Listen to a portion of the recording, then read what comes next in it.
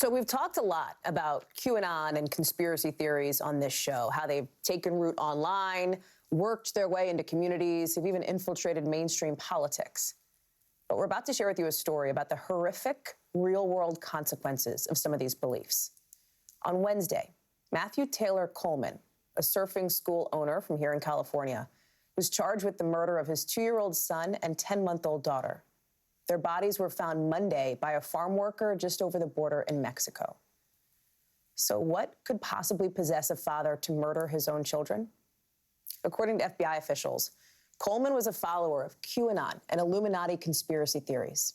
In a criminal complaint, he allegedly told investigators he believed that his wife passed down her, quote, serpent DNA to the kids. So he thought his own children, quote, were going to grow into monsters, so he had to kill them.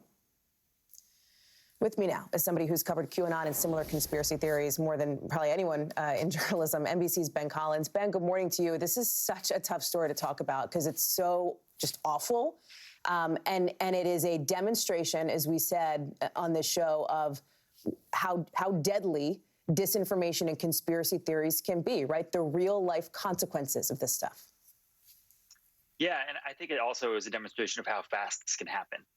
If you look at Coleman's Instagram pages or Facebook pages, you don't see anything about QAnon there. A lot of these haven't been updated in a few months, but you don't see anything at all about this stuff. And granted, he was running a business, but you see what appears to be a very happy family there. Right. But you also, when you hear him talk to the feds, this is a man who killed his children with a spearfishing gun in Mexico, drove them to Mexico to do it.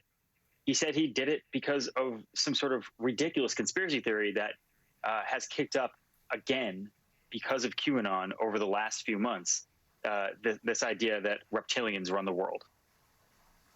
So there's two things here. And let me take it sort of on the human front and then the sort of conspiracy front. Because you make a point that, like, on paper, right, this is a guy who was well-educated. He, as you say, ran a business. He's, like, on social media, not posting a bunch of crazy crap about Q. There is no, there's a stereotype, I think, among some folks of what a QAnon conspiracy theorist is like. And then there's the reality, Yeah, this really can happen to pretty much anybody. And I'm sure, most of our viewers have seen it happen to someone in their lives, not to this extent. If you're a QAnon believer, that does not mean that you are, violent and murderous inherently. But you can see radicalization happen really quickly. And this has happened before with this exact conspiracy theory over the last several years. There's a guy named Bucky Wolf, who was a member of the Proud Boys, who got very into QAnon, and he killed his brother with a sword in 2019 in Seattle. In December, there was that man, Anthony Quinn Warner, who blew up his van in Nashville on Christmas Day. And he cited, the lizard people and reptilian overlords as well. It's in part because, once you go down one path on social media, you get served lots of other kind of insane stuff. It doesn't have to start with Q. It doesn't have to start with lizard people. It could start with flat earth or really silly stuff like that. But you get lumped into a category, and that category is going to bring you the most violent and extreme versions of those conspiracy theories. So that's the other piece I wanted to talk to you about, Ben, and you're kind of getting there. The idea that number one of these theories, conspiracy theories, has been around for like a long time, right? This whole lizard people thing, that's not new. That's not in the last few years where the QAnon has been. It's been around, but once you fall into the swamp, there's like 100 worse swamps that are just like waiting for you to get sucked into. Yeah, I'm sure QAnon people are not happy about this, right? QAnon people think they're saving the children. They think they're saving the world. But at the end of the day, this is what the algorithm does, basically, right? The lizard people conspiracy theory is literally a century old.